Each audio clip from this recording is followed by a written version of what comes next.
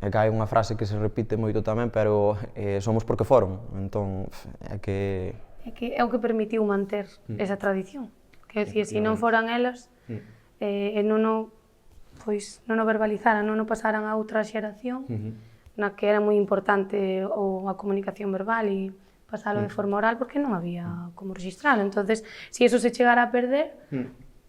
sería imposible chegar ao punto no que estamos agora e conocer a nosa tradición como a conocemos agora. Sería algo moi distinto e habería uns vacíos aí que nunca saberíamos que existían. É un valor incalculable, entonces é impresionante que este ano se lles dedique a elas. Ademais tamén é un acto de xustiza con toda esa memoria que souberon transmitir e que, quero dicir, que ademais penso en Severina e teño a súa imaxe na cabeza que dis, pois menos mal que agardaron e menos mal que tiveron a bondade e a xenerosidade de querer compartila e non de guardala solamente para elas e que, pois, grazas a esa memoria é que agora tamén se está vivindo como todo este resurdimento e esa necesidade de comunidade de contarnos as cousas así, que debería estar de moda de novo, contarnos as cousas así, cantándolas. Esta xente, moitas das informantes, en moitos casos non sabían nin ler nin escribir, facían auténticas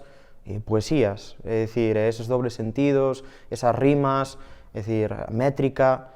e que ainda hoxe en día nós non nos acordamos do que fixemos onte e esa xentiña, ao mellor, escribeche pois unha folla inteira chea de coplas e ainda se acordan, coplas que ao mellor deixaron de cantar cando emigraron ou casaron, é dicir, ao mellor hai 40, 50 anos e ainda se acordan delas, non? Sempre dicimos que para nós é unha absoluta alegría ver a todas esas nenas e nenos nas primeiras filas cantando coas súas pandeiretas, vamos, eu sempre digo, firmamos máis pandeiretas xunto con Sanín, que o que sei, e me gustaría pensar que isto vai a ter como un... que vaya, non nós, sino